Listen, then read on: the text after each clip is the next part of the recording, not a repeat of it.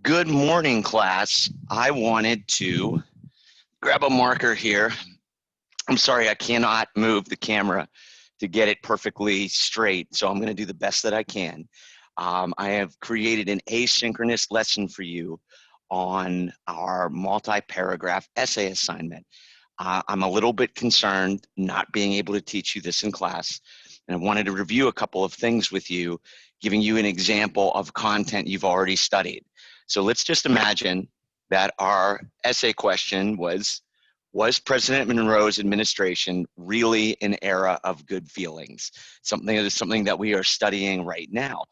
Now, the first thing that we have to do is an introduction. The cardinal rule of an introduction is you do not start to answer the question. You set the context. You are setting the time period and setting the theme. So if we drew the continuum of US history here, right? Here's 2021, here's 1492, right? Where are we? Monroe's administration is what, 1816 to 1824. This is the time period that we are writing about, okay? So what we need to do in our introduction is funnel the reader in to 1816 when James Monroe becomes President of the United States. We cannot talk about everything. We want to use 4 or 5 sentences and then have a bridge to our thesis. Our thesis statement is exactly the same as our topic sentence. In other words, President Monroe's administration was an era of good feelings because President Monroe's administration should not be called an era of good feelings because. Hopefully your writing is a little bit more sophisticated than that, but I wanted to show you a clear argument and position. But anyways, back to my introduction. I want to set context, right?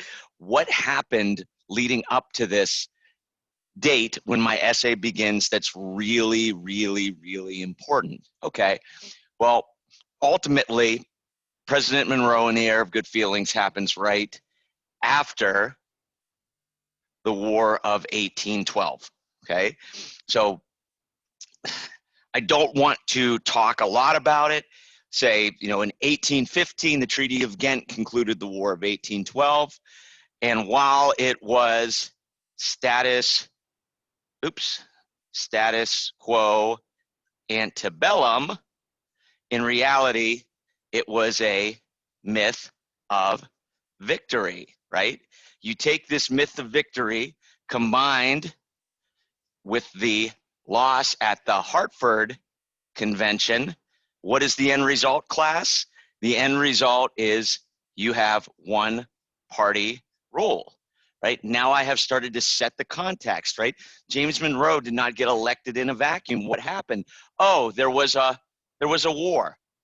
There was a war that we learned went bad, and the war ended because everybody wanted it to end. Status quo antebellum, nothing happened.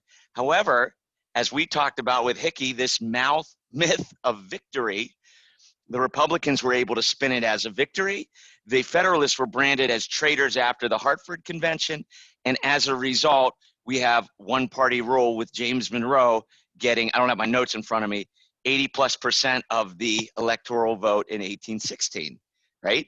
So I've set the stage that this is an era of perceived nationalism, okay? So I have now set the stage for a particular time period, but I am also going to allude to, yeah, it's a period of nationalism, but it's also a time where we have not, right? Where we have, this is my bridge to my thesis. We have 2 unsettled issues. We have the issue of slavery, and we have the new transition to a market economy. Don't worry, I'm going to write this out for you as well. This is what would happen if I was actually teaching you, right? So again, I'm funneling you in to 1816. I'm sorry I have such a small board. I cannot talk about everything leading up to 1816. So what do I have? All right, to set the stage for President Monroe, he comes immediately after the War of 1812, which was really a draw. Republicans claim victory. They brand their opponent as treasonous. The end result is one-party rule. President Monroe is elected in a landslide.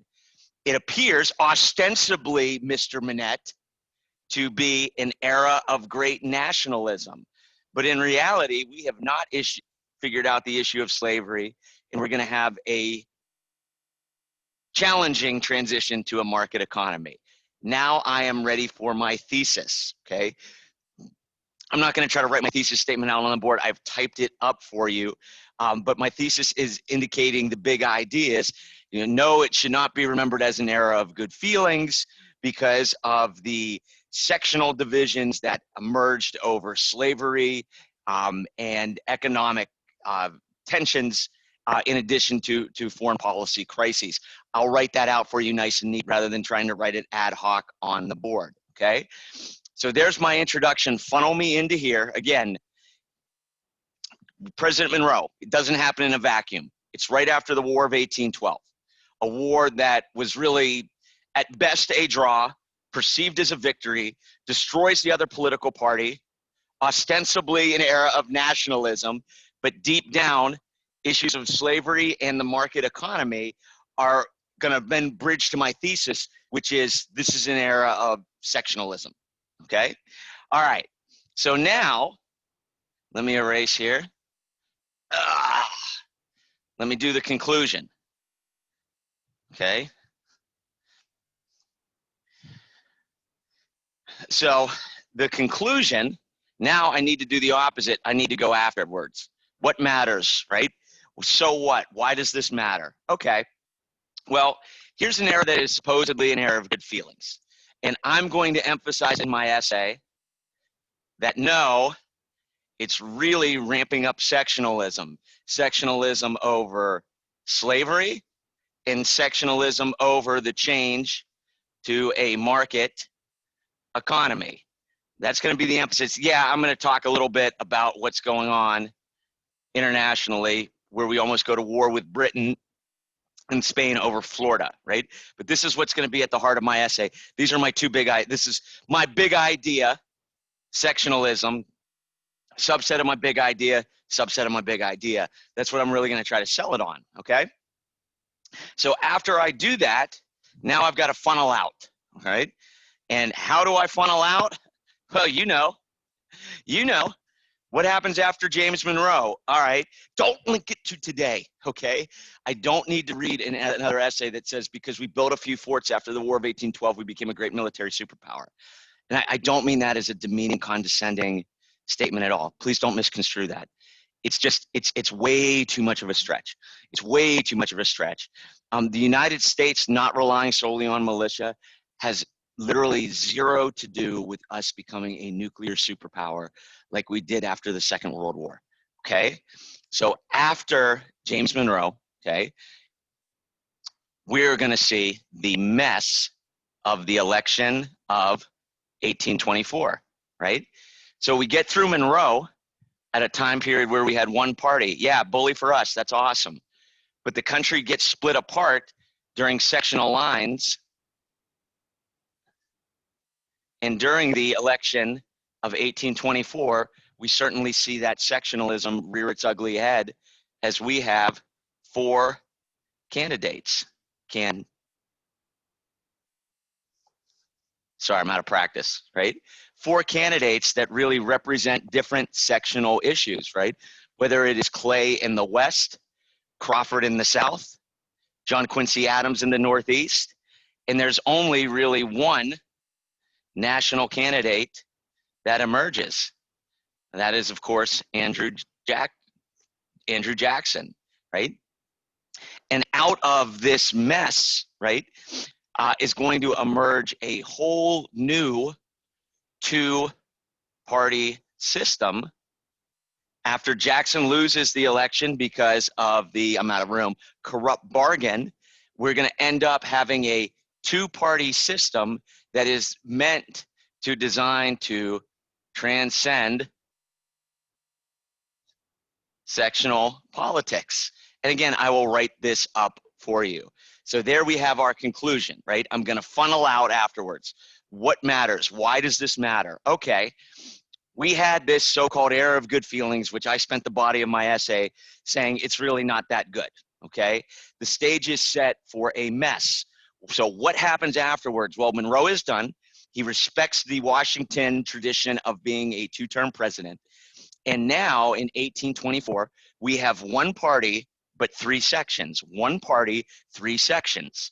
The Northeast for Adams, the South for Crawford, the West for Clay, with Jackson being somewhat of a new national candidate. Okay. Obviously, it is a hotly contested election. It's decided in the South.